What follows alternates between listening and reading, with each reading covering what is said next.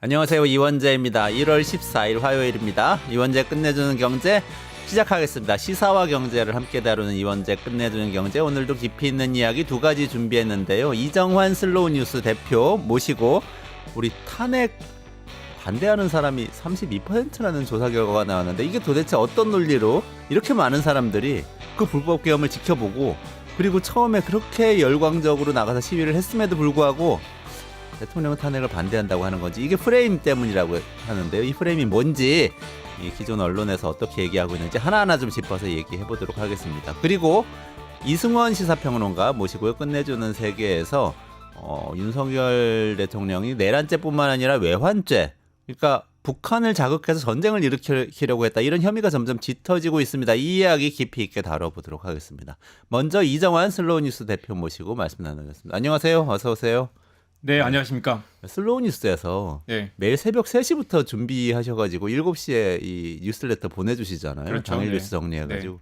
근데 혹시 비상계엄 이후에 네. 조금 이 일하시는 게 좀 힘들어지거나 그러진 않으셨어요? 그렇죠. 뉴스의 정보량이 굉장히 많고요. 오늘 이야기할 것처럼 온갖 프레임이 충돌하기도 하고, 사실 이제 뉴스를 단순히 이 사실만 쫓는 것보다 뉴스에 숨겨진 맥락을 봐야 되는데, 요즘처럼 뉴스가 정말 그 의도가 깔려 있고 뉴스의 맥락을 따라잡기 어려운 그런 그 국면이 정말 오랜만인 것 같습니다. 뉴스의 페이지 뷰 열독률도 굉장히 많이 올랐고요. 네이버 네. 말 들어보니까 거의 5배 올랐다는 얘기도 나옵니다. 전체 뉴스가요? 네네. 네이버 뉴스가? 사람들이 뉴스를 많이 보죠. 그러니까 아침 눈 뜨면 혹시 잡혀갔나?라고 뉴스를 보게 되는 게 요즘 많은 분들 심리인 것 같습니다. 밤에 잠 깼을 때도 화장실 가기 네. 전에 꼭 뉴스 보게 돼요. 참 네. 이게 무슨 일인지. 벌써 탄핵 이후 정확히 한 달 아닙니까 오늘이? 탄핵 이후 한 달인데, 네. 탄핵 가결 네. 이 기준으로 한 달 동안 계속 전 국민이 그 상태로 살고 있는데, 근데 뉴스 업자 입장에서는 괜찮으신 걸까요? 어떠세요? 나라는 불행하지만 사실 그 어느 때보다도 언론과 저널리즘 역할이 중요한 때로 생각합니다. 그렇겠네요. 오늘 그 뉴스 뒤에 깔려 있는 그 의도, 그 프레임, 이거 좀 조목조목 파헤쳐 주시면 좋겠습니다. 그러시죠, 네. 헷갈려요. 너무 많은 속보가 쏟아지는데, 이게 또 누가 무슨 얘기 했다고 그러는데 네. 들으면 그럴 것 같은데, 네. 이게 무슨 의도인지 생각해 보면 이게 아닌데, 이런 생각이 들 때가 너무 많은데, 네. 대표적인 게 지금 큰 궁금증이 이거예요. 네. 탄핵 반대 32%라는 네, 네. 이 조사 결과가 나왔다면, 요거는 믿을 만한 조사 결과죠. 그렇지만 일단 여전히 믿을 수 없는 그런 40%를 한다 뭐 그런 이상한 조사가 그건 많았지만 윤석열 지지율 40%, 이거는 네네. 이상한 조사였어요. 네, 이상한 조사지만 네. 비교적 리얼미터 그리고 더 신뢰가 높은 한국갤럽 조사에서도 30% 이상 나왔다는 건 국민의 적어도 3명 중 1명 정도는 탄핵을 반대한다라는 여론이 결집하고 있다고 볼 수 있습니다. 지금 이제 제가 계속 저도 이제 많은 분들이 고민하고 있는 게, 이 헌정 질서를 짓밟는 그런 내란이 아직 진행 중인데, 이걸 지금 진보와 보수의 대결로 몰고 가거나 논쟁이나 공방으로 그 왜곡하는 언론 보도가 많고요. 그리고 지금 이제 그 비상계엄, 그다음에 불법, 그리고 내란을 심판하는 것과 다음 대선은 전혀 별개의 문제인데, 그걸 섞으면서 자꾸 이제 이걸 가장 강력한 프레임 중 하나는 탄핵이 되면 이재명이 대통령이 된다라는 프레임을 계속 주입하면서 이걸 정치적인 공방으로 몰고 가려는 그런 언론 보도가 굉장히 많이 눈에 띕니다. 저는 가장 악질적인 여론조사 질문은 윤석열 대통령을 얼마나 지지하느냐라는 질문이었다고 네. 생각해요. 네. 윤석열 대통령은 지금 대선에 출마한 것도 아니고, 네. 뭐 그런 상황이 국정을 하고 있는데 지지를 받아야 되는 상황도 아니잖아요. 그렇습니다. 엄격하게 질문을 분리해야 되는데 지금 누가 봐도 이게 위헌적인 내란에 준하는 범죄라는 거 명확한데, 그걸 사실 찬반을 묻는다는 것도 말이 안 되고요. 그리고 국정 지지도잖아요, 사실. 원래는 국정 지지도고, 윤석열은 이미 직무 정지됐기 때문에 윤석열에 대한 지지 여부를 묻는 것 자체가 말이 안 되는 것이죠. 그리고 이미 범죄 피의 사실이 명확한데 거기에 대한 그 찬반으로 몰고 가는 것, 이걸 단순히 이 차기 정권에 대한 논쟁을 몰고 가는 것 자체가 굉장히 그 위험한 질문이라고 할 수 있습니다. 근데 자꾸 이 국민의힘의 정치인들이나 어떤 유력한 사람들이 얘기를 자꾸 하면은 사람들이 그걸 자꾸 생각하게 된단 말이죠. 예를 들어서 보수와 진보의 싸움이다, 좌우의 대결이다, 자꾸 이러니까 네. 아니 이게 형법상 헌법상 문제가 있는 거냐 없는 거냐, 이걸 따져야 될 시간에 사람들이 이게 좌우의 대결인가? 탄핵 찬성하면 그렇습니다. 좌파되는 건가? 이런 생각을 하게 되잖아요. 제가 좀 늘 얘기하는 건 그런 건데요. 우리가 폭력을 반대한다. 전쟁은 옳지 않다. 전쟁을 반대한다라고 말하는 건 이건 찬반의 문제가 아니라 인류 모두가 다 동의하는 기본적인 원칙에 대한 이야기 아니겠습니까? 그렇죠. 살인은 안 된다 이런 네. 거랑 비슷한 그것처럼 거죠. 내라는 범죄다. 그리고 군대를 동원해서 국회를 짓밟아서 안 된다. 대통령 헌법을 지켜야 된다. 이런 것들은 논쟁형이 아닌 것이죠. 근데 이걸 논쟁으로 몰고 가서 찬반으로 묻는 것 자체가 굉장히 문제가 많은 그런 프레임이라고 할 수 있습니다. 옛날에 조지 레이코프라는 학자가 얘기했던 거 생각나요. 네. 코끼리는 생각하지 마라는 네. 그 책 있지 않았어요? 그렇습니다. 그게 무슨 얘기였죠? 한번 코끼리를 생각하지 마라고 하면 계속해서 코끼리를 생각하게 그러니까 된다. 맞아요. 그게 이제 프레임인데 프레임이 한번 주어지면 진짜. 그 프레임을 깨기 위해서 그 논쟁에 휘말리게 된다는 거죠. 하나씩 살펴볼까요? 네네네. 그러시죠. 그래서 어제 오늘 강력한 지면을 도배하고 있는 건 윤석열의 방어권입니다. 방어권. 네, 인권위원회가 심지어 윤석열의 인권을 지키겠다고 나섰는데 윤석열의 인권이라는 화두를 그러니까 던진 거네요. 인권위원회가 어떻게 대통령을 보면 프레임을 강제로 수갑처에서 끌고 나오면 이 사람이 방어할 권리를 잃게 된다라는 이런 주장을 것이다. 인권위가 하고 있는 건데요. 아니 그러고 보면 오늘 아침에 또 정진석 비서실장도 비슷한 얘기했던 맞습니다. 것 같아요. 아침에 6시에 성명을 내가지고 직무가 정지됐더라도 국가원수이자 최고헌법 기관인 윤석열 대통령을 마치 남미의 깽단 다루듯 몰아붙이고 있다. 그렇게 했고요. 또 그다음에는 방어권을 충분히 발휘해서 자신 입장을 설명할 수 있도록 보장해야 된다라는 이야기를 했는데 이 주장이 며칠 조선일보 중심으로 해서 계속 나오고 있습니다. 그런데 여기도 이제 프레임이 중요한 게 방어권이라는 게 한번 주어지면 그래 방어권은 누구에게나 필요하지라고 생각하는 게 프레임인 거죠. 그렇죠. 근데 방어권이 있어야 되냐 없어야 되냐 이 얘기하기 시작하면 맞습니다. 이제 말리는 거죠. 프레임을 깨야 되는데 당연히 모든 범죄 피의자들에게 방어권은 보장돼야 됩니다. 그렇죠. 그런데 지금 윤석열에게 방어권이 보장되지 않느냐라면 그건 아니죠. 그리고 윤석열은 오히려 방어권을 행사하지 않고 있는 상황. 계속해서 출석해서 이야기를 하라고 출석해서 조사를 하자, 수사를 하자고 말하고 있는데 벌써 지금 5번이나 출석 요청을 뭉갰고 수사기관에서 보낸 그 서류도 받지 않고 있는 상황 아니겠습니까? 받지 않고 헌법재판도 마찬가지죠. 그렇습니다. 변론기일에 그리고 안 나오겠다고 지금 그러고. 체포영장이잖아요. 구속영장이 아니라. 그렇죠. 체포영장이 왜 발부됐냐면 출석 요청을 응하지 않고 있기 때문에 체포영장을 한 거죠. 네네. 체포영장은 구속영장이 아닙니다. 그러니까 지금이라도 출석해서 수사 받겠다라고 하면 체포영장을 집행할 이유가 없는 것입니다. 아직 구속 단계가 아니고 조사 좀 해보자. 물어볼 게 있으니 나와달라고 하는데 안 나오기 때문에 법원에서 체포영장을 발부한 것이죠. 그렇죠. 지금 방어권이 보장되고 있는 상황이 아니라 와서 방어를 해라라고 이야기하고 있는데 본인이 방에 집에 틀어박혀가지고 나오지 않고 있는 상황인데 도대체 국민들이 검찰이 공수처가 누가 방어권을 보장하지 않고 있느냐라고 애초에 질문 자체가 잘못된 것입니다. 그리고 사실은 지금은 어떻게 보면 이것도 불법인 것 같은데 경호처 직원들이 네. 방어를 해주고 있잖아요. 무슨 심지어 물리적 방어를. 물리적 방어를 요새를 만들어서 네. 철조망까지 치면서 네. 그게 지금 방어권이 없는 것인가? 무력으로 방어를 하고 있는 그렇죠. 것 같은데 법적인 방어도 아니고. 그렇죠. 또 국격이 떨어진다라는 프레임이 나왔어요. 아, 그것도 방어권 국격도 말고 코끼리 국격. 같은 건데 어. 사람들이 국격이라는 걸 생각하면 그래 국격이 중요하지. 대통령이 브라질의 깽단처럼 수갑차가 나오면 얼마나 나라 망신인가 나라 망신이다. 라고 하는데 그것도 결국 이제 프레임을 다시 다르게 헷갈리게 봐야 됩니다. 만드는 거야, 그것도. 예, 뭐 또 유혈 사태를 피해야 된다라는 주장도 있지만 이걸 결정할 수 있는 건 결국 윤석열이지 않습니까? 국격이 떨어진다고 생각하면 수갑차는 걸 피하려면 자기가 그래 나가서 조사 받을 테니까 체포영장 물리고 날짜 잡고 수사를 받자 하는 그러니까. 순간 체포영장을 집행할 수가 없게 됩니다. 그러네요. 대통령이 심지어 현직 대통령이 몇 월 며칠 나가서 조사 받을 테니까 준비합시다라고 하면 왜 굳이 1,200명의 경찰을 동원해서 강제로 끌고 나오려고 하겠습니까? 그러니까 누가 외국 사람이 들으면은 그런 얘기를 갑자기 들으면요. 저도 사실 깜놀했던 게 네. 우리가 윤석열 대통령 조사 받겠다고 하는데 갑자기 막 경찰이 서들어가서 잡으려고 하고 있었나 하는 생각이 강제로 갑자기 끌어내가지고. 강제로 막 끌어내려고 하는데 지금 방어를 하고 있는 거 그게 아니잖아요. 심지어 어제 오늘은 안 지금 나오니까. 소총을 메고 일부러 언론에 노출되라고 지시를 했다는 거예요. 들어오면 총을 쏠 수도 있으니까 들어오지 말라는 메시지를 주는 건데 자 원인과 결과를 혼동하면 안 됩니다. 원인은 애초에 정권을 지키려고 계엄령을 선포했을 때부터 이미 국격이 떨어져 있는 상태고요. 체포영장 집행에 반발해서 관제에 틀어박혀서 나오지 않고 있기 때문에 국격이 계속 떨어지는 중이죠. 만약에 체포영장을 집행하기 위해서 이걸 강제로 꺼내면 국격이 더 떨어지겠죠.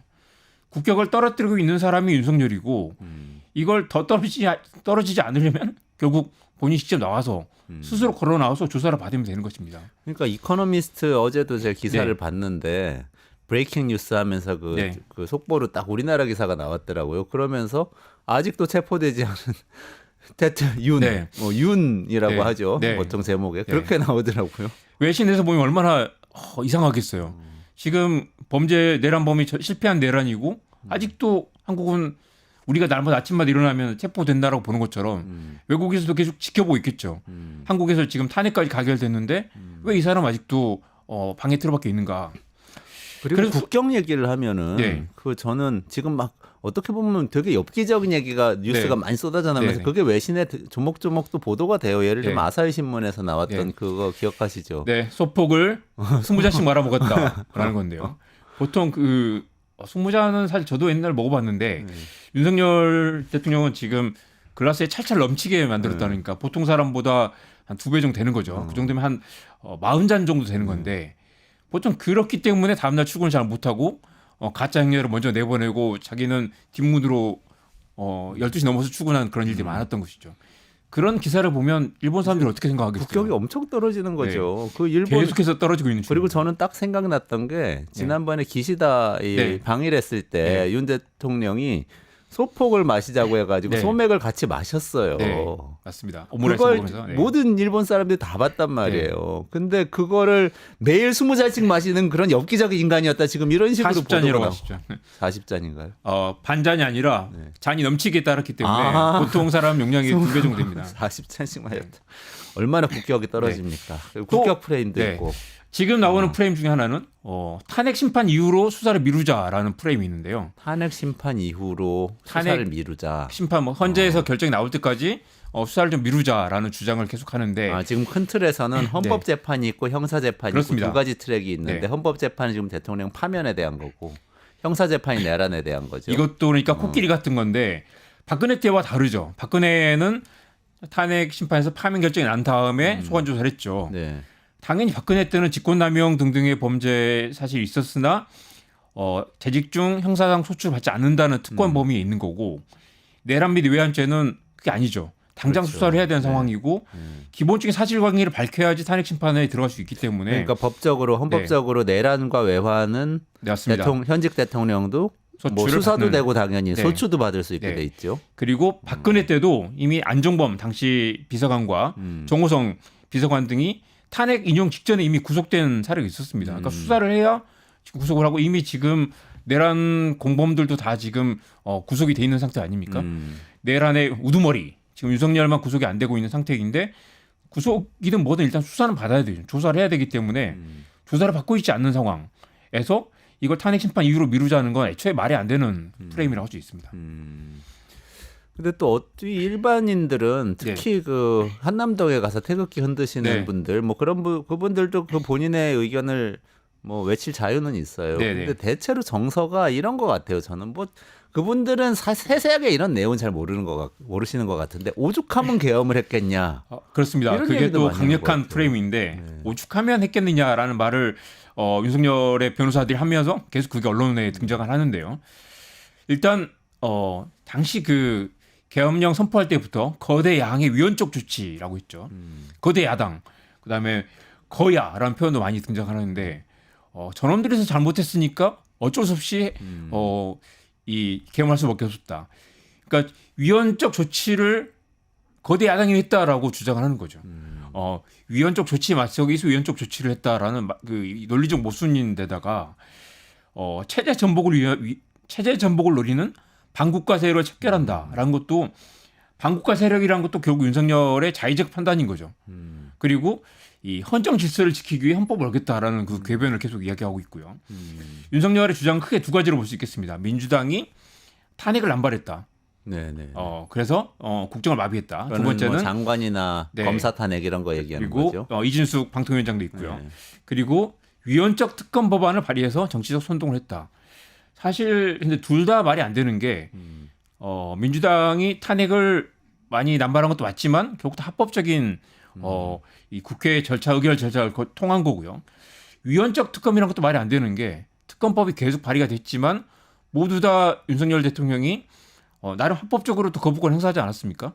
특검법 발의와 거부권 행사 모두 합법적인 영역 안에 있는 것이고 서로 비판할 수 있지만 그거 자체가 위헌적인 부분은 아닌 거죠. 그렇죠. 어느 것도 헌법이 정하는 비상계엄의 요건에 해당하지 않는다라는 게 명확한 팩트고 이걸 그 뒤흔드는 게 오죽하면 계엄을 했겠냐라는 거지만 이 논리가 성립이 안 되죠. 오죽함이 아니라 오죽하더라도 위헌적인 계엄은 절대 불법이다라는 걸 명확하게 해야 될 것 같습니다. 그러니까 우리가 이 룰에 맞춰 가지고 예를 들면 축구 경기를 하고 있는데 갑자기 어떤 사람이 공을 막 들고 뛰어놓고는 네. 나중에 왜 공을 손으로 들고 뛰었어요? 축구는 발로 차야 되는데라고 얘기하니까 너희들이 막 이렇게 태클하고 거칠게 하지 않았냐. 네.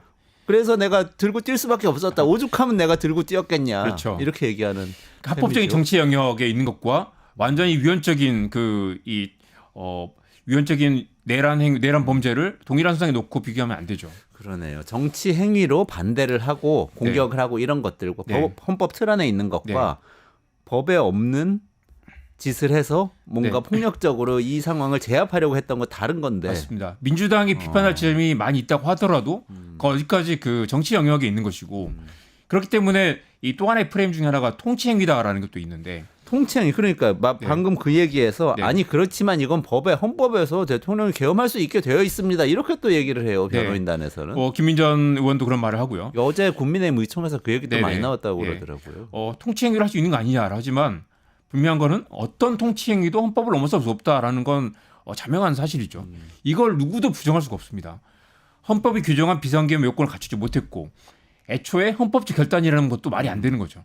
아무리 어떤 결단을 할 수는 있지만 지금 문제가 되는 건 위헌적 행동을 했기 때문에 위헌적 조치를 했기 때문에 이게 지금 내란죄에 해당이 되는 것이고 대통령 탄핵까지 이르게 되는 것인데 결국 다시 이거 통치행위다라고 말하는 건 그 결국 이 동어 반복을 계속하고 있는 데다가 위헌이라는 거 위헌적 조치라는 걸 인정하지 않고 있는 그런 상황인 거죠. 근데 그게 네. 그 통칭이라는 말 뒤에 또 이런 게 숨어 있더라고요. 2시간짜리 내란이란 게 도대체 어디에 있습니까? 이거 잠깐 겁만 주려고 한 것입니다. 일단 실무장하지 않은 병력 300여 명이 가서 그냥 겁만 주고 그냥 해제 의결 되자마자 다 철수했습니다. 건만주로 한 게 아니라는 게 이미 다 수사 결과가 드러났고요. 총을 쏴서라도 끌어내라라는 표현이 있었고 이미 그거는 국회에서 계엄 해제 요구안이 통과된 뒤에 윤석열이 지시를 내렸고요. 통과된 뒤에도 이미 그 벙커에 가가지고 계속해서 이렇게 계엄을 지속하려는 그런 시도가 이미 확인이 됐습니다. 그리고 2시간짜리 내란 시간은 사실 중요하지 않죠. 이미 2시간 그리고 최종 그 계엄 해제를 하기까지 5시간여 동안 엄청난 지금 그 위헌 행위를 저질렀기 때문에 그걸 지금 심판하는 것인데 2시간짜리 내란 이거 말이 안 되고요. 문짝을 도끼로라도 부수고 끌어내라라는 명령을 내린 것도 사실 확인됐습니다. 총을 쏴서라도 문을 총을 쏴서라도. 부수라고 네네. 그런 것도 네. 있었잖아요. 그러니까 이건 2시간짜리 내란도 아니에요. 자꾸 그 얘기를 하면서 이제 생각하게 만드는 이게 아닌 것처럼 그리고 2시간짜리 내란 그리고 겁만 주려고 했다라는 것들이 지금 한남동의 탄핵 반대 집회의 강력한 프레임으로 작동하고 있고 이 논리를 계속해서 또 보수 극우 유튜버들이 계속해서 확대 재생산하면서 많은 사람들이 그렇게 생각하는 거죠. 그 탄핵을 반대하는 32% 사람들은 그래 2시간짜리 내란이고 오죽하면 그렇겠느냐. 민주당에도 잘못 있는 거 아니냐라는 건 모두가 다 그 허위의 프레임이고 기본적으로 이게 헌법 위반의 내란 범죄라는 기본적인 사실을 외면하는 그런 그 논리 구조입니다. 그 내란죄를 탄핵 사회에 넣냐 빼냐 가지고도 굉장히 많이 또 이건 사실 시비를 그 걸었어요. 민주당의 패착이다라는 이야기도 많이 있지만 지금 뭐 탄핵 사유의 80%가 날아갔다라는 게 국민의힘의 주장이잖아요. 근데 나는 그게 궁금했던 게 네. 80% 날아갔으면 본인들이 유리한 거 아니에요? 그렇습니다. 그럼 탄핵 인용 안 될 가능성이 네. 높다는 거잖아요. 그럼 그 좋아야 뭐 될 것 같은데 여러 가지 비유가 시비를 있죠. 그러니까 이혼 소송에서 이 가정 폭력이 있었다면 가정 폭력으로 만약에 그 형법상 이제 폭력으로 처벌받는 것과 이혼 소송은 별개인 거잖아요. 만약에 정말 폭력 행위가 심했다면 경찰 고발을 해서 따로 그건 재판을 받을 거고 이혼 소송 말고도 이혼에 해당하는 아니냐를 보는 거죠. 그런 것도 있습니다. 학교 폭력 사건에서 만약에 정말 폭력이 심하면 경찰을 고발하겠죠. 그것과 학교에서 징계를 하는 건 전혀 별개인 거죠. 지금 탄핵 심판은 파면하느냐 마느냐에 대한 징계 심판의 성격인 거고 지금 이제 내란죄 재판은 수사는 말 그대로 형법상 내란죄를 다투는 거죠. 그렇게 비교할 수도 있습니다. 공무원이 만약에 도둑질을 했다. 그럼 당연히 도둑질은 경찰 조사를 할 것이고 이 도둑질의 그 맥락이 드러나면 이게 공무원을 파면할까 만약 질기할 거냐 말 거냐는 또 다른 별도로 가는 거죠. 근데 경찰 수사를 받고 있으니 이 수사가 끝날 때까지 탄핵 심판하지 말자거나 아니면 탄핵 심판과 이걸 따로 가져가자라는 주장은 전혀 말이 안 되고요. 그리고 지금 이제 경찰 수사는 따로 가자라는 게 이 탄핵 심판의 사유가 날아갔다라는 것도 말이 안 되는 거죠. 지금 파면에 해당하느냐 아니냐를 봐야 되는 건 전혀 별개의 문제인 거죠. 별개의 문제인데 이걸 자꾸 프레임하고 있다. 저는 이런 비유도 생각났어요. 네. 은행장이 자기 은행을 터는 거예요. 네. 근데 직원들 자기 네. 동창 직원들 시켜가지고 같이 터는데 털려고 하다가 실패했죠. 실패했는데 뭐 사상자가 생기지는 않았어요. 네. 근데 나중에 그걸 알게 된 이사회에서 은행장 파면하려고 그러니까 갑자기 이러는 거예요. 경찰에서 수사해서 내가 은행 강도라는 게 입증이 돼야 날 파면할 수 있지 왜 그러냐. 네. 그건 아니잖아요. 그거는 그렇습니다. 은행 강도로 입증되거나 살인이 있었거나 이런 거 아니라도 그런 짓 했으면 은행장 자격은 없는 거죠. 네, 그렇습니다. 그런 걸 헌법재판소에 다툰다는 거죠. 네네. 혹시 제가 보내드린 그 원그래프 한번 보시면, 그러니까 불법적인 비상계엄이 곧 내란죄는 아닙니다. 아닐 수 있습니다. 보통은 이제 불법적인 비상계엄이 거의 내란죄에 성립될 가능성이 높은데 일단 법적인 평가의 영역이라서 불법적인 비상계엄이지만 내란죄는 아닐 수도 있는 거죠. 이거는 물론 이제 법원에서 형사법정에서 판단을 해야 되는 부분이고 기본적으로 불법적인 비상계엄이든 내란죄든 불법적인 비상계엄이기만 하면 탄핵이 인용된다고 봐야 되는 게 맞죠. 그래서 지금 이제 국민의힘과 윤석열 쪽에서 주장하는 건 내란죄가 빠졌기 때문에 이 탄핵 전파 자체가 없어져야 된다, 사라져야 된다라고 말하는 건 기본적인 이런 논리 구조를 전혀 무시한 판단인 거죠. 논리 엄청 명쾌하네요. 네. 그 불법적인 비상계엄이기만 하면 그렇죠. 탄핵은 인용되는 거 맞기 때문에 네. 그건 빨리 탄핵 심판대로 가는 그렇죠. 게 맞다. 이 내란죄를 빼자고 하는 게 내란죄가 아니다라는 게 아니라 불법적인 비상계엄이면 당연히 내란죄가 될 텐데 그 판단을 일단 형사법정으로 미루자. 우리는 불법적인 비상계엄이었다는 것만 입증하면 탄핵 인용할 수 있다라는 그 논리 구조를 명확하게 해야 되는 것이죠. 그것까지 볼 필요도 없다 이런 뜻이라는 없습니다. 거네요. 네. 네. 또 무슨 프레임이 있나요? 공수처의 자격이 없다 프레임으로 지금 버티고 있는 거죠. 공수처 체포영장 가져와 봤자 너희들은 자격 없으니까 못 그렇습니다. 나간다. 이 세 가지를 봐야 되는데 일단 그 검경 수사권 분리를 하면서 내란죄는 일단 경찰이 수사를 해야 되고요. 근데 경찰이 사실 이런 그 거물급 사건을 수사를 많이 안 해봤기 때문에 서로 주도권 경쟁을 하다가 지금 이제 공수처가 이거 우리가 가져가겠어라고 이첩할 권리가 있기 때문에 공수처 가져간 상황이죠. 그런데 검찰은 검찰대로 이걸 직권남용으로 보고 직권남용과 연결된 범위에서 내란죄로 수사하겠다라고 해서 검찰도 욕심을 내고 있고요. 공수처는 이제 당연히 고위공직자 사건이니까 우리가 하겠다라고 해서 이제 가져가 있는 상황인데 이 윤석열은 지금 이게 경찰이 해야 되기 때문에 경찰이 체포영장을 가져오면 응하겠다라고 말을 하고 있습니다. 그런데 이걸 또 보면 경찰이 가져오면 응하겠다는 게 아니라 결국 시간을 끌려는 그런 이제 꼼수일 가능성이 높고 지금 경찰과 공수처가 공동으로 공조수사본부를 꾸리지 않았습니까? 그렇기 때문에 사실 이건 경찰이 집행하는 거나 마찬가지인데 결국 공수처에 자격이 없다는 프레임으로 시간을 끌고 버티고 영장을 거부하는 그런 수단으로 삼고 있는 거죠.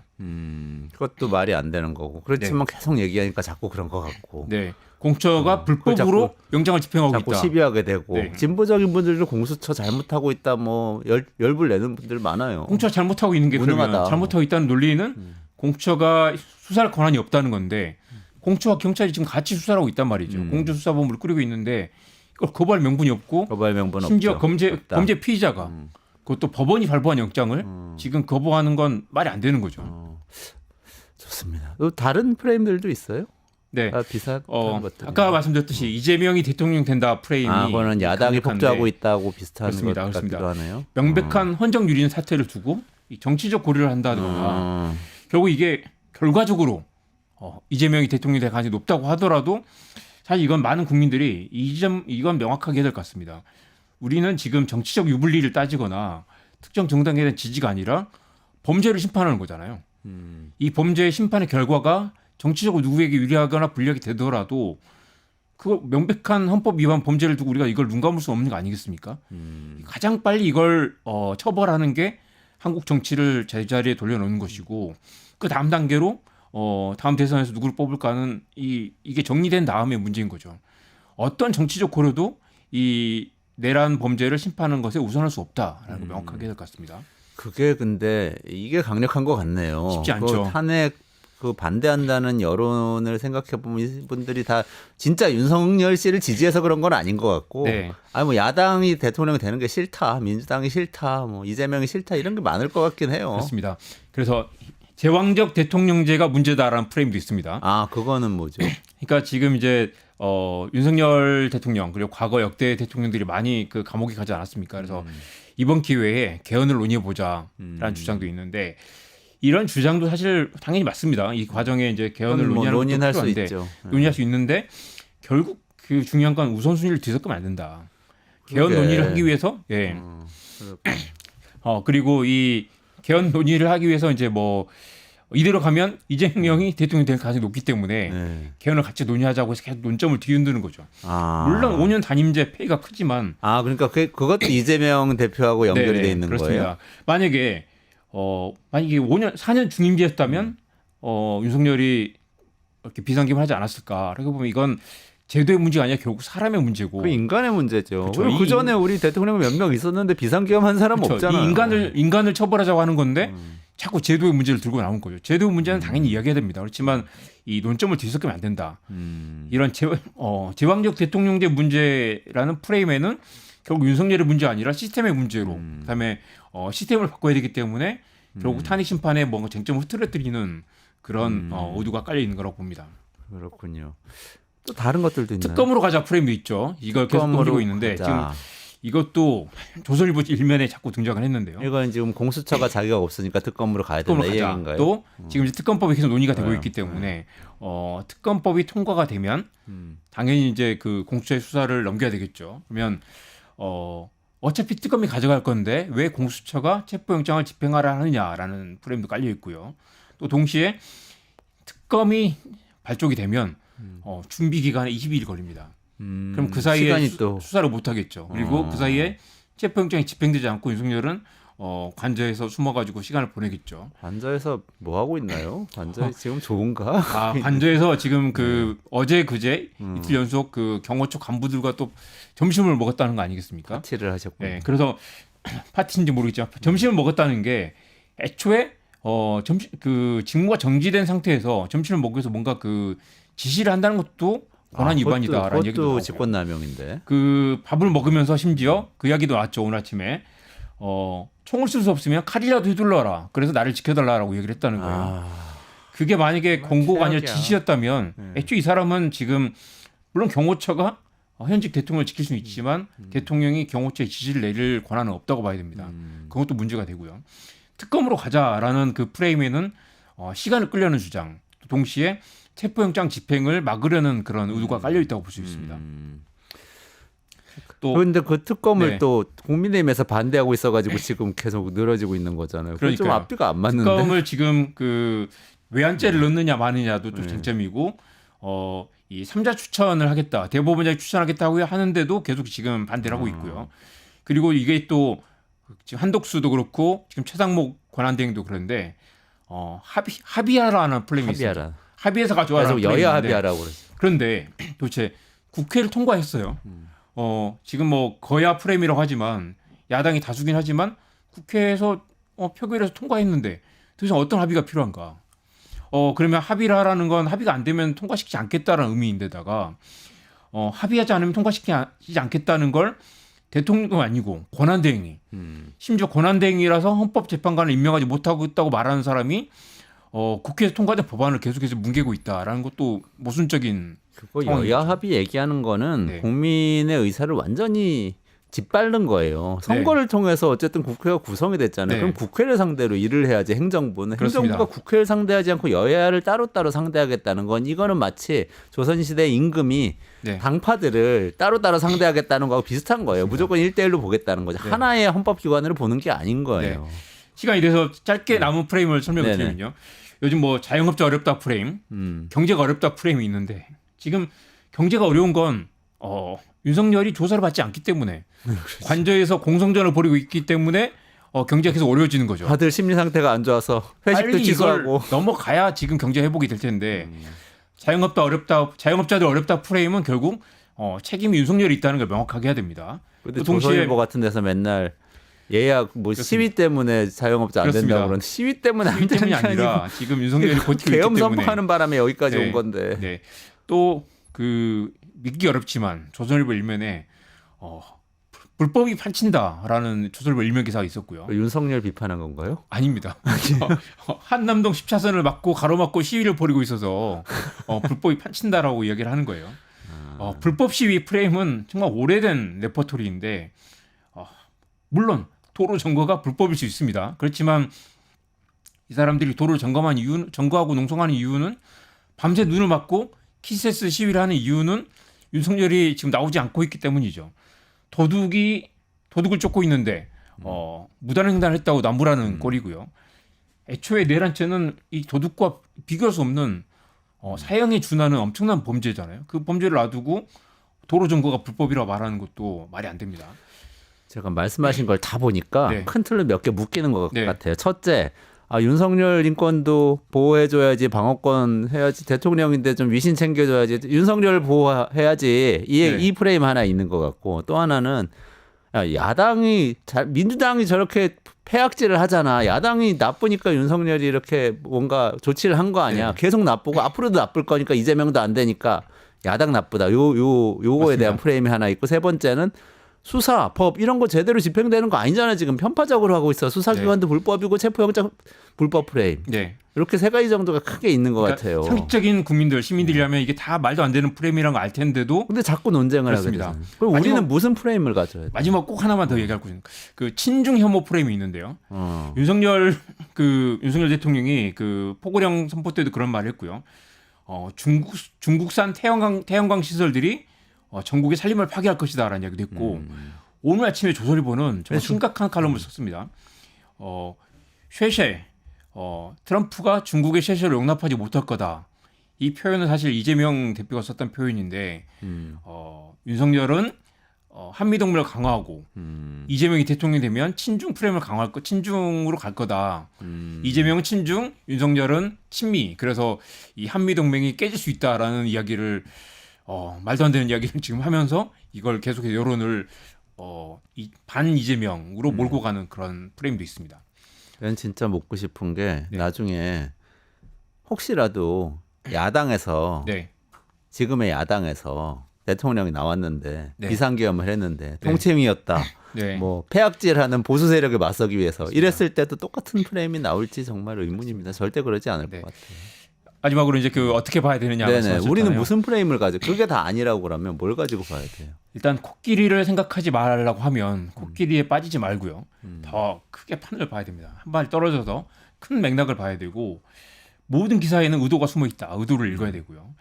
이 지금 상황에서 가장 중요한 건 지금 민주주의가 위험에 처해 있다라는 걸 명확하게 해야 될 것 같고 민주주의를 빠르게 복원하고 불법을 심판하는 것이 우리가 경제를 살리고 민주주의를 복원하고 정상 사회로 가는 그 가장 빠른 길이라는 걸 명확하게 해야 될 것 같습니다. 다른 모든 프레임들은 지금 이슈를 왜곡하고 쟁점에서 멀어지게 만들고 혼란스럽게 만드는 프레임이다. 그래서 우선순위 가장 중요한 것과 변죽 울리는 그런 프레임들을 명확하게 구분해서 봐야 될 것 같습니다. 계엄령과 쿠데타로부터 민주주의를 지켜야 하고 그걸 법적 절차에 따라 네. 헌법 절차에 따라서 잘 이 수행해 가야 된다. 상식의 문제죠. 예, 그것에 협조하냐 안 하냐 이 네. 프레임이라는 거죠. 네. 알겠습니다. 이정환 슬로우 뉴스 대표하고 같이 이 쿠데타에 맞서는 우리의 프레임에 대해서 이야기 나눠봤습니다. 조금만 기다리시면 이승원 시사평론가하고 윤석열의 북풍놀이가 어디까지 갔었는지 짚어보도록 하겠습니다. 이정환 대표님 고맙습니다. 네, 고맙습니다.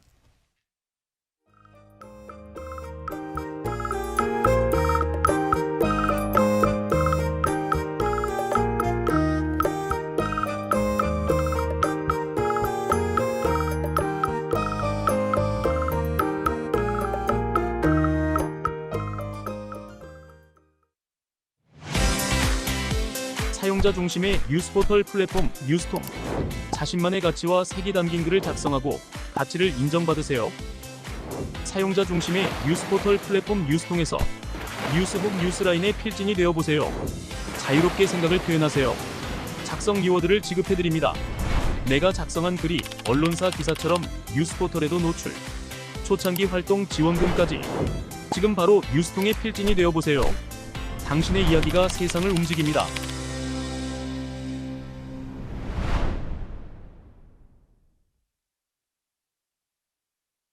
네, 윤석열 씨의 내란 사태에 대해서 우리 뭐 계속 이야기하고 있잖아요. 근데 그것뿐만 아니라 충격적인 얘기가 계속 터져 나오고 있는데 이게 내란뿐만 아니라 국회에 군 투입하고 이런 걸 넘어서서 군을 북에 보내려고 했다. 내지는 북한을 공격하거나 불필요하게 자극함으로써 전쟁을 일으키려고 했을지도 모른다. 이런 의혹이 계속 터져 나오고 있는데 증거가 속속 드러나고 있어서 지난주에 이승원 시사평론가하고 한번 살펴봤고요. 오늘도 이승원 시사평론가하고 그 이야기 추가로 증거이 나온 것들 한번 짚어보면서 이게 얼마나 심각한 건지 알아보도록 하겠습니다. 이승원 평론가님 어서 오세요. 네, 안녕하세요. 네, 안녕하세요. 이승원입니다. 네. 그러니까 지금까지는 우리가 다 뭐 국방부 장관 김용현 씨하고 뭐 그 수방사령관이나 이렇게 군을 국회나 선관위에 투입한 그 당사자들, 네. 주범들에 대해서 많이 얘기를 했잖아요. 근데 그게 아니라 사실 얘기 많이 안 나온 사람들이 있어요. 국가안보실이나 이런 쪽 사람들인데. 그렇죠.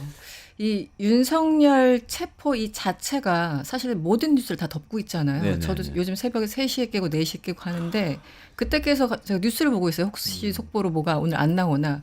그러니까 체포 때문에 가장 문제는 뭐 재판은 재판이지만 어쨌든 이 뉴스가 가려져서 그동안 이 불법 계엄을 위해서 얼마나 어떤 것들을 준비해 왔고 제가 보기엔 참 이게 사실이라면 굉장히 끔찍한 일입니다. 그러니까 내환죄뿐만 아니라 외환죄와 관련돼서 의심을 가질 수밖에 없는 대목들이 많은데 이 체포 뉴스 때문에 가려져서 이런 게 다 안 보이는 거예요. 그래서 예를 들어서 지난 12일 날, 그러니까 일요일이었죠. 민주당에 그 외환 유치죄 진상조사단이 기자간담회를 합니다. 거기에는 이제 조사 단장을 이제 정동영 의원이 맡고 있고 여러분들 많이 아시는 뭐 박선원 의원 그리고 부승찬 의원 이런 분들이 지금 이제 발군의 실력을 발휘하시는 그런 분들이 있고 그 외에도 국정원에서 계셨던 분 예전에 뭐 청와대에 계셨던 그 외교안보 쪽으로 이런 자문위원들까지 다 같은 자리에 앉아서 한마디씩 하는 그런 자리였어요. 그런데 보통 그런 기자간담회나 기자회견을 보면은 내용들이 조금 중복되거나 뭐 이런 경우도 많은데 그날 모든 분들의 얘기는 다 하나하나 굉장히 중요한 정보들이었고 혹은 제보들이었고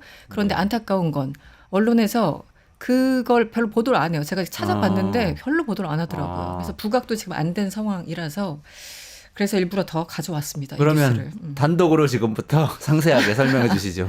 네, 조각조각 기사들이 그냥 스트레이트 형식으로 많이 나오긴 했는데 일단 그 10일 날 그 핵심은 이런 거였어요. 그 기자간담회 핵심은 이 계엄 세력들이 북한의 도발을 유도했고 북한이 적극 대응했더라면 그야말로 전쟁까지 갔을 것이다. 라는 게 이 조사단의 기본적인 결론입니다. 그래요? 그러니까 근데 전쟁까지 간다는 것까지는 아직까지는 얘기가 많은 사람들이 하진 않았던 것 같아요. 그러니까 조금 도발해서 약간 타격이 오면 아니면 뭐 HID 부대가 뭔가 위장해가지고 북한군인 네. 것처럼 해서 뭐 국내 요인 암살하겠다고 했다거나 이런 네. 의혹은 나왔죠.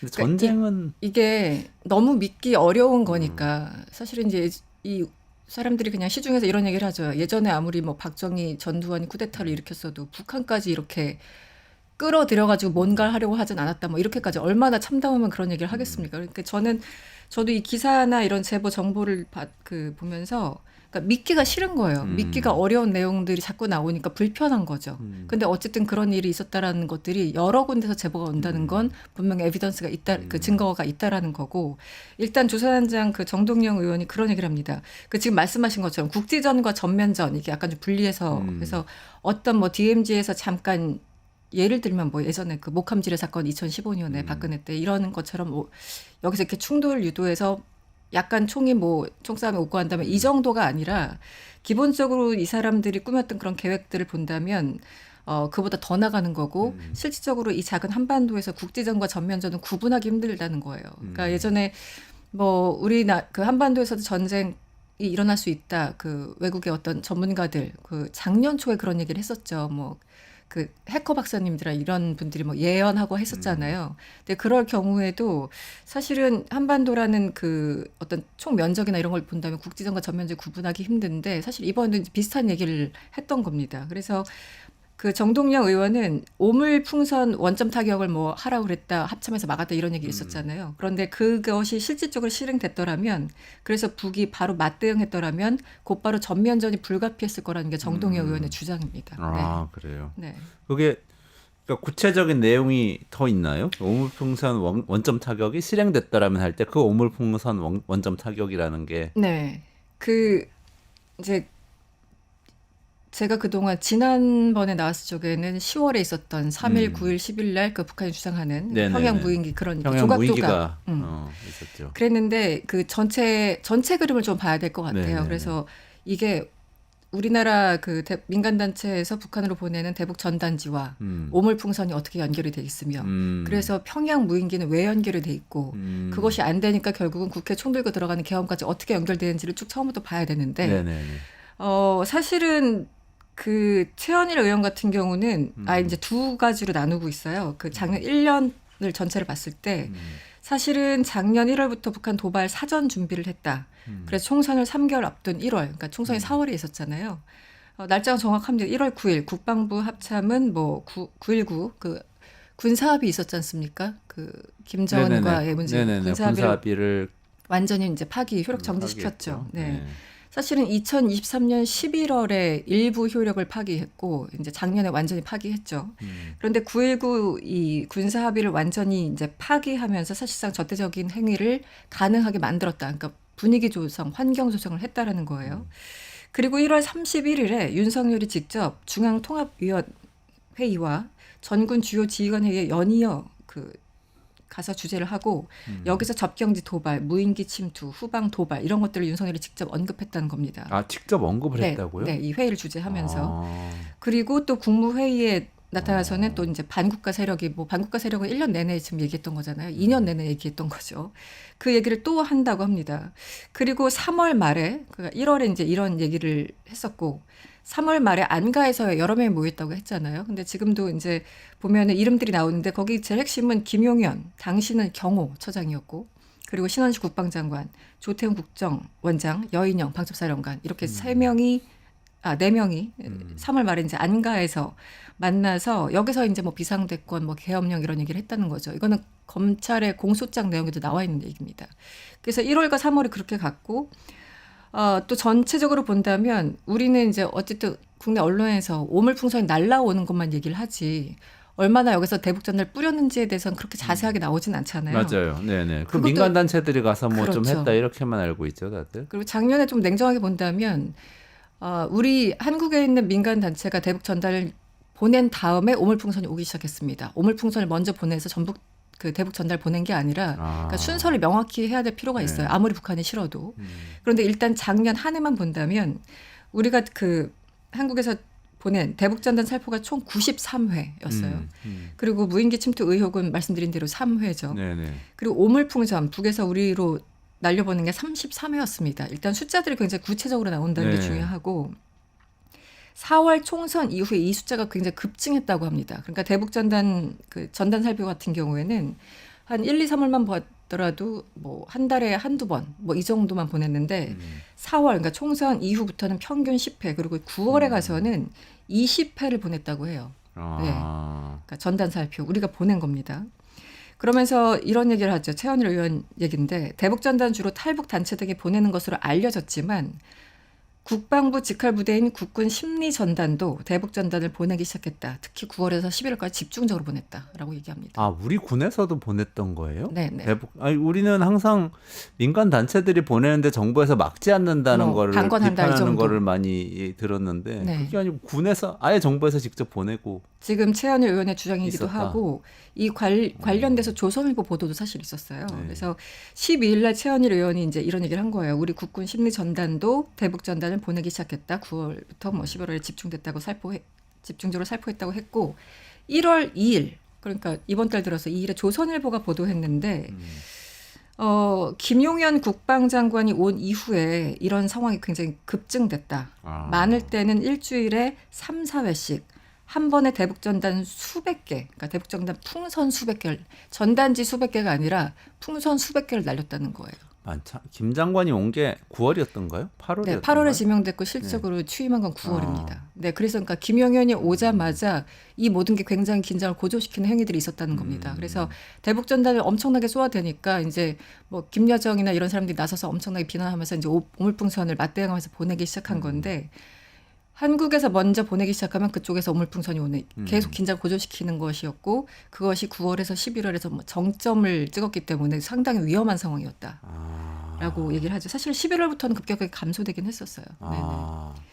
그래서 그 제가 그 진상조사의 발표를 좀 중요시 여기는 건 기존에도 뭐 오물풍선 얘기 나왔었고 전단지 무인기 다 나왔었는데 시기와 횟수가 굉장히 특정되는 그런 내용들이 담겨져 있기 때문에 굉장히 중요하게 봐야 된다고 저는 생각을 하고 있습니다. 네.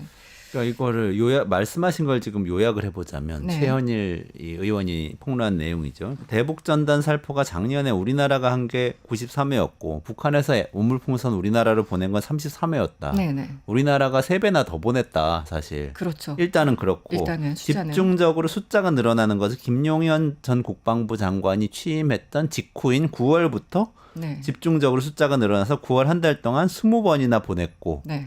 그때 북한에서 오물풍선 또 오기도 했었겠죠. 그렇죠. 네. 9월에도. 그래서 9월에 최고조인데 이 대북 전단 보낼 때 20회로 최고조로 됐고 그러니까 북한에서 오물풍선을 맞대응해서 보냈는데 그게 9회. 9번이요. 아홉 그래도 번. 북한이 반밖에 안 보냈다. 뭐 어쨌든 숫자로는 그렇습니다. 네. 그런 상황이네. 그거 좀 충격적인데 그때 또 보냈던 곳이 민간 단체가 아니고 국방부 소속의 우리 심리전단. 심리전단이 네, 보냈다는 조선일보 보도까지 있었다. 그렇습니다. 그래서 1월 최현일 2일. 의원도 폭로했고. 네. 그래서 그래서 그러면 이거는 조선일보가 먼저 1월 2일 날 보도를 했고 그리고 이제 진상조사단 뭐 평양 무인기나 등등 관련해서는 12월 말에도 뭐 추미애 의원 등등해서 보도가 됐는데 조금씩 이제 벽돌이 하나씩 쌓여가는 그런 분위기인 거죠. 정보들이 평양 축적되니까. 무인기는 11월 초잖아요. 그러니까 평양 무인기는 10월. 10월.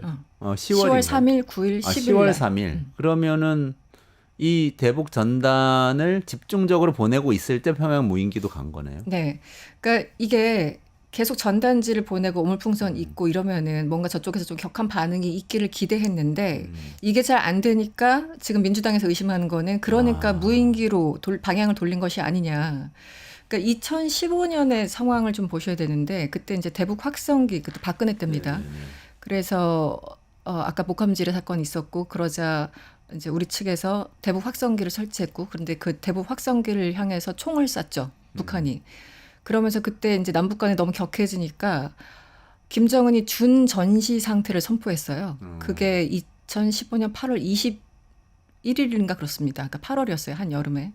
그 준전시 상태라는 건 말 그대로 전시 직전 상황까지 그 레벨을 올린 거예요. 그래가지고 전군에 이제 24시간 총 그 대기하고 전 군인들이 다 이제 항상 무장을 하고 있는 거죠. 이런 상태까지 갔었던데 지금 의원들의 말을 종합하면 사실상 준전시 상태를 선포하기를 기대했던 것은 아닌가라는 의심을 하는 거예요. 왜냐하면 15년 이미 한번 경험이 있으니까 우리가 북한을 이 정도 자극하면 북한에서 저렇게 반응이 나올 거야. 그러면은 우리는 뭐 전시 사변에 준하는 상황에서 계엄령 발동이 가능하지 않습니까? 법적으로. 그러니까 그렇게 저쪽에서 준전시 상태를 선언하면 우리는 계엄령을 발동하기에 너무 좋은 환경이 된다는 거죠.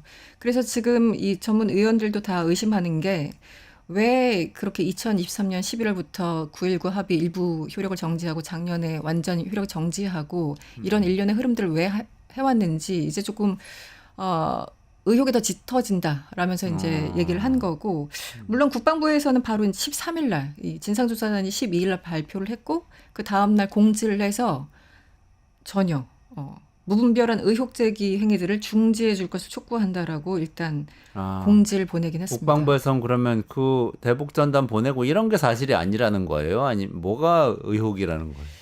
13일 날 이 사실은 그냥 뭐 아니다 이게 아니라 어떤 설명을 하는지가 굉장히 중요하잖아요. 그런데 어쨌든 국방부는 국가 안보를 저해하는 무분별한 의혹 제기 행위들을 중지할 것을 촉구한다. 그러면서 정상적인 군사 활동과 조치를 두고 일각에서는 지난 연말부터 계엄사령과 결부시켜서 지속적으로 북풍 공작, 의혹을 제기하고 있다.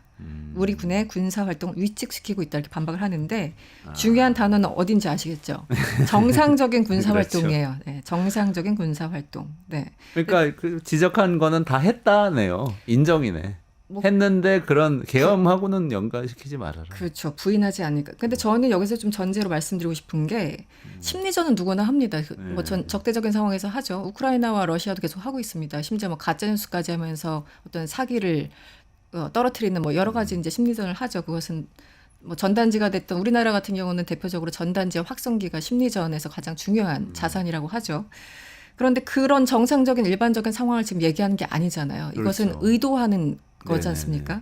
그러니까 이거 차원이 완전 다른 얘기를 지금 하고 있는 건데 초점을 계속 옮기고 있는 거고 그것에 대해서 어떤 특정한 사안에 대해서 부인하는 것이 아니라 우린 정상적인 활동을 했다. 연계짓지 말라고 굉장히 추상적으로 반박을 하고 있어요. 그러니까 어느 정도 우리가 짐작을 해볼 수 있는 거죠. 국방부에서는 이 정도 반응은 보통 제 경험으로는 그냥 반응을 안 할 수 없으니까 한 네. 반응인 것 같은데요. 정상적인 군사활동 아니 심리전 할 수 있습니다. 당연히 해야죠. 그런데 지금 민주당이나 혹은 일각의 전문가들이 제기하는 의혹과는 맞지 않는 해명을 내놔서 좀 답답하다. 제가 한 시민으로서 네. 의혹이 또 있습니다. 네, 어떤 이 시기에 거죠? 네. 문자 긴급 재난 문자 엄청 많이 왔어요. 아, 오물풍선 날아온다고. 맞아요. 지금 아무것도 안 와요. 물론 뭐 지금 날리지도 않지만 북한에서 조심한.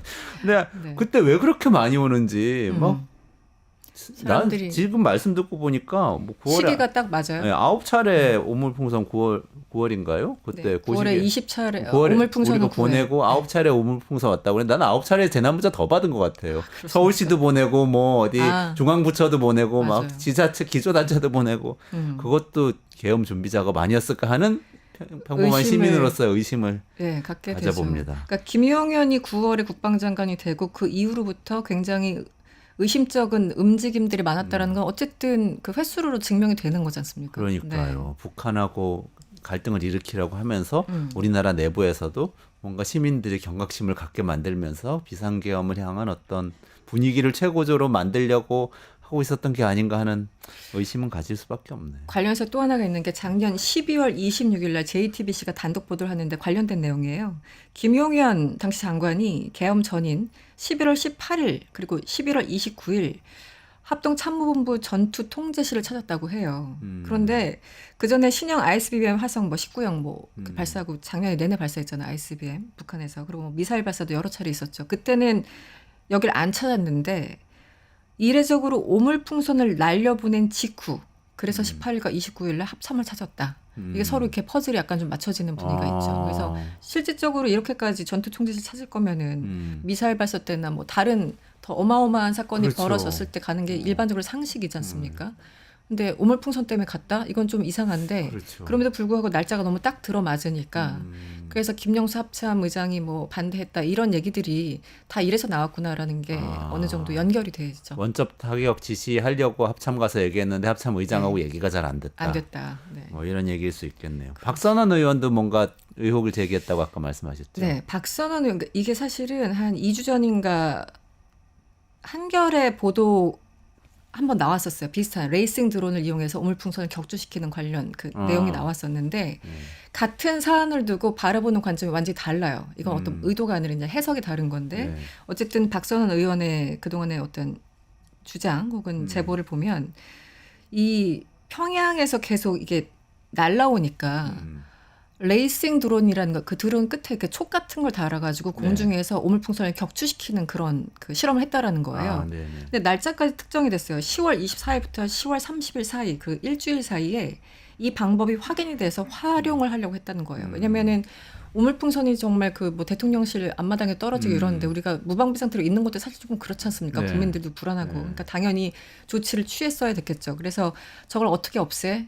근데 원점 타격은 너무 이제 심하게 어떻게 확전될지 모르니까 이제 애매했던 거고.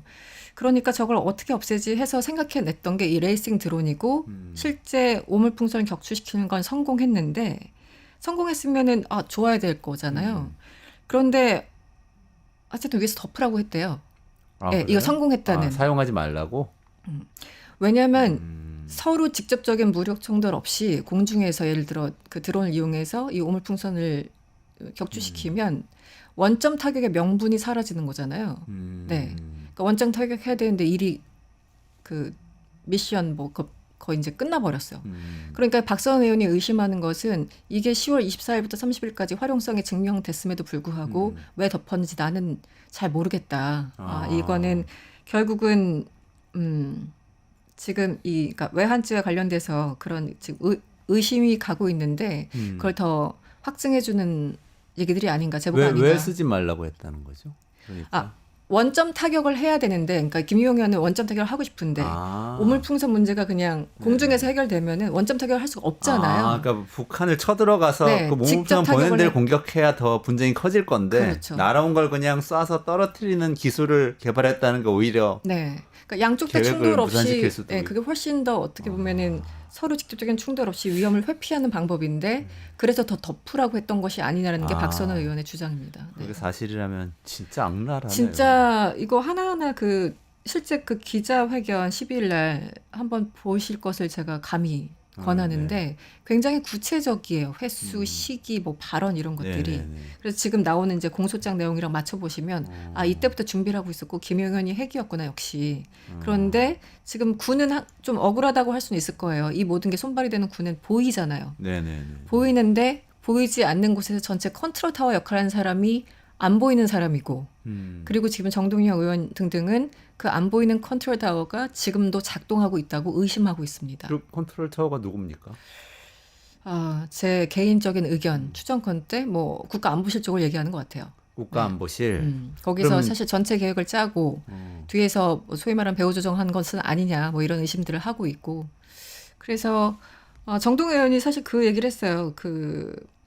지금까지 이제 드러난 것은 빙산의 일각이고 컨트롤 타워가 움직이고 있다. 지금도 움직이고 있다. 지금 태극기 부대, 뭐 윤석열 변호인단, 국민의힘, 최상목 뒤에서 일관되게 움직이는 컨트롤 타워가 여전히 작동 중이다.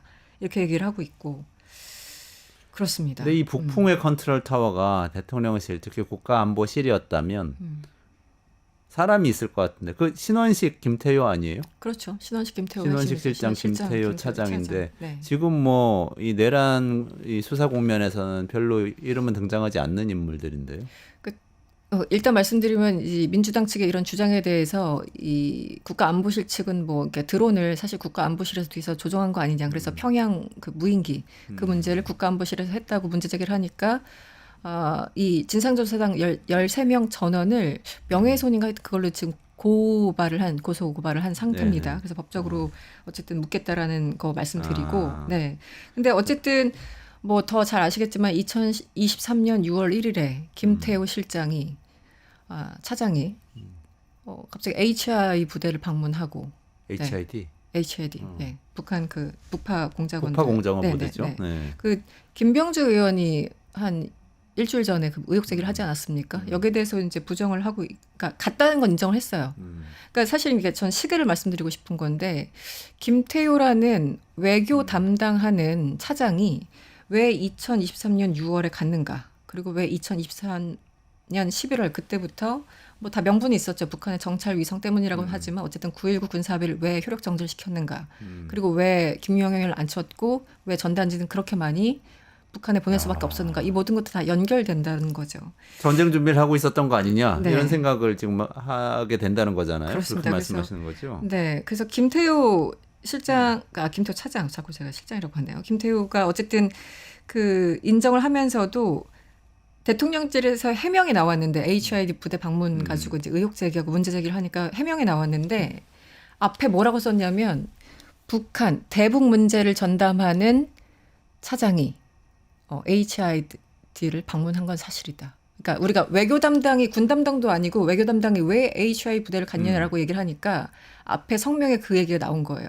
북한 문제를 담당하는 1차장이 뭐 당연히 갈 수 있는 거 아니냐. 격려 차원이었다. 이렇게 얘기를 하는데 아까 왜 정상적인 군 활동 이런 그러니까, 것처럼 비슷한 그 거네. 항상 앞에 뭔가를 단서를 달아놓고 상대방의 주장을 이제 뒤집으라고 하는 거죠. 그래서 가긴 이것도 갔는데 참- 연관이 없다 이렇게 얘기를 그렇죠. 한다는 거네. 그러니까 갔더라도 이상할 거 없는 거 아니야. 왜냐면은 그 국가안보실은 북한 문제도 다 담당을 하는 사람들이니까 전혀 이상할 것이 없다. 왜냐면 김병주 의원이 난 사성 장관도 HI 부대 허락 못 받아서 못 갔는데 어떻게 그렇게 얘기하니까 하니까 이제 그 얘기를 반박하고 싶었던 내가 거예요. 담당자니까 네. 갔다고 얘기했지만 그렇다고 의혹이 없어지는 건 아니죠. 그 없어지는 뒤에 건 있었던 일들 아니죠. 생각. 근데 저는 더 충격적이었던 거 요거 마지막 요거까지 네. 얘기가 될 것 같은데 네. 김종대 전 정의당 의원이 네.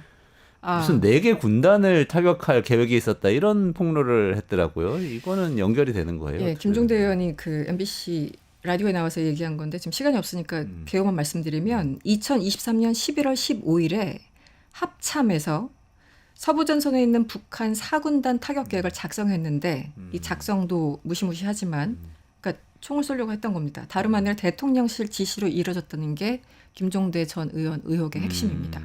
2023년 11월 15일 합참에서 북한 4군단 타격 계획을 작성했고 그 뒤에는 대통령실이 있었다.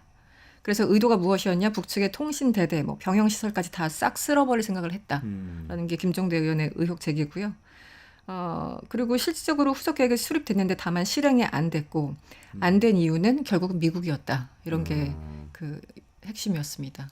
네, 그래서 조금 더 이 부분은 더 나올 것 같아요. 왜냐하면은 김종대 의원은 전체를 풀어낸 게 아니고 일부분만 말씀을 하신 것 같거든요. 네. 그래서 근데 이 모든 게 지금 이번에 계엄도 그렇지만 그리고 지난 뭐 1년에 그 대북 전단 때도 그랬고 무인기 때도 그랬고 주한미군이 혹은 국무부에서 간접적으로 채널 통해서 계속 우려를 표명했다고 합니다. 이것은 지난 7, 8일 그때 한국일보 보도에도 나왔는데 우리 쪽에서 너무 공세적으로 나가니까 실질적으로 한미 간에는 그 연합 방위 태세를 갖추고 있지 않습니까? 그래서 한국에서 전쟁이 나면 미국과 직결되는 거예요. 그렇죠. 그러니까 이 모든 상황에서 미군이 개입하지 않을 수 없었고 그래서 작년 1년 내내 음으로 양으로 미군에서 주한미군에서 이거 정전협정 위반 아닌가 이런 검토하겠다라는 얘기를 이례적으로 그냥 공개하기도 했었고 그러니까 그런 사태들을 다 종합해서 본다면 그림이 조금 더 구체화되지 않을까라는 생각이 들어요. 이제 시작입니다. 외환죄는. 네. 그러니까 전체 큰 그림은 마지막에 이 얘기까지 들으니까 진짜 아찔해지는데요. 4개 군단을 타격한다는 거는 전면전이잖아요, 사실상. 사실 그렇죠. 그리고 아예 6.25 한국전쟁 같은 전쟁을 일으킨다는 생각까지 한 생각까지 거죠. 했다는 건데 그러니까 이 사람들한테 이게 사실이라면 그러니까 나라가 없어요. 그냥 나의 그러니까요. 이익을 위해서라면 뭐 이 나라 전체가 다 상상하기가 그러니까 대통령 당선 그다음에 쭉 와서 뭐 김태우 HID 부대 방문 뭐 이런 이 대북 타격 계획 뭐 대통령실에서 하달 뭐 이런 것들이 다 있었다고 친다면 그다음에 9.19 군사합의 파기로 가는 과정도 스무스하게 설명이 되고 싸울 거니까 네. 이런 합의가 있으면 안 되잖아요. 네. 그리고 나서 그다음에 오물풍선을 오히려 유발하는 대북 전단을 더 많이 보내면서 반국가 네. 단체라는 반국가 세력, 종북 세력, 반국가 단체라는 얘기를 대통령이 공식 연설을 계속해서 반복해서 이야기를 하기 시작하고 끊임없이 했었죠. 그리고 지난 8.15 경축사 때 그때 저 워딩 그 읽다가 네네네. 문장이 도대체 읽혀지지가 않아서 그냥 포기했는데 작년 8.15 당시 김태우가 이런 얘기를 합니다. 지난 30년간 화해협력도 제대로 추진되지 못하고 있다. 이제는 북한 정권의 선의만 바라볼 것이 아니라 우리가 선제적으로 실천하고 끌어나갈 행동 계획이 필요하다고 8.15 때 김태우가 발언합니다. 이 얘기를 다시 지금 들으니까 더 무서워지는 섬뜩하네요. 거예요. 네. 이게 다 사실 계획이었다. 실제 계획이었다는 의혹이 들 수밖에 없고 네. 행동 계획이 필요하다. 그 천공이었던가요? 누가 통일 대통령 얘기하지 않았어요? 갑자기 천공도 그 얘기 했었죠. 윤석열 씨는 통일 대통령 되려고 했던 거 아닌가? 진짜로 북진해서. 네, 뭐 이런 통일부 생각까지 관련 들어요. 행사에서 그런 얘기들이 여기저기 나왔다고 하고 작년 8.15 그 말도 안 되는 무슨 전략과 비전 얘기할 때 이른바 통일 독트린이라고 그러니까 독트린 맞아요. 참 좋아해요. 아무튼 통일 독트린이라고 이름 붙여가지고 얘기를 했는데 정말 황당해요. 뭐 자유통일을 추진할 자유의 가치관과 역량을 배양하고 북한 주민의 자유통일에 대한 열망을 촉진하며 이런 거예요. 그러니까 70년대에나 있었을 것 같은 그런 문장들이 쭉 나열이 되는데 어쨌든 김태우가 당시에 이런 설명을 하면서 도대체 속으로 어떤 생각을 하고 있었던가. 그러니까 지금은 옛날 했던 그 발언들을 다시 점검해야 될 때가 아닌가 싶습니다. 네. 알겠습니다. 정말 이 섬뜩한 이야기 오늘 잘 들었고요. 다음번에 그 김태호 차장이나 안보실에 있는 사람들에 대한 이야기도 좀 한번 정리해서 해주시면 좋을 것 같아요. 이 사람들 도대체 어떤 사람들인지 윤석열 씨를 만든 사람들, 그를 지키는 사람들 다 이거 나중에 책임져야 됩니다. 네. 그렇죠? 지금 체포도 중요하지만 앞으로 밝혀질 게 너무 많다. 지금은 빙산의 일각이다. 네, 이 말씀을 드리고 싶었습니다. 알겠습니다. 오늘 여기까지 진행하겠습니다. 이원재 끝내주는 경제 매일 오전 11시에 라이브로 진행하고요. 내일도 오전 11시에 라이브 시작하니까 꼭 봐주시고요. 링크에 행사 있습니다. 곧 참여하셔가지고 혜택 많이 받아가시기 바라고요. 저는 이승원 평론가와 같이 여기서 오늘 인사드리고 물러가겠습니다. 고맙습니다.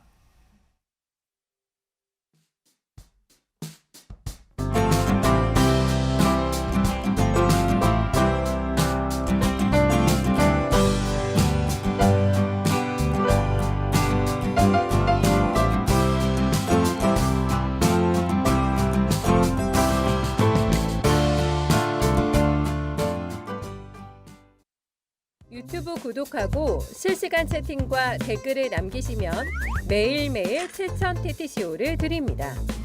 참여 방법은 통통물 어플을 다운로드하고 회원가입과 로그인을 해주세요. 마이페이지에서 나의 회원 고유 번호를 복사해주세요. 유튜브 구독 후 실시간 채팅이나 댓글창에 고유 번호를 한 번만 입력하면 준비 끝! 지금 유튜브 채팅과 댓글 쓰기 참여하고 7,000TTCO 받아가세요.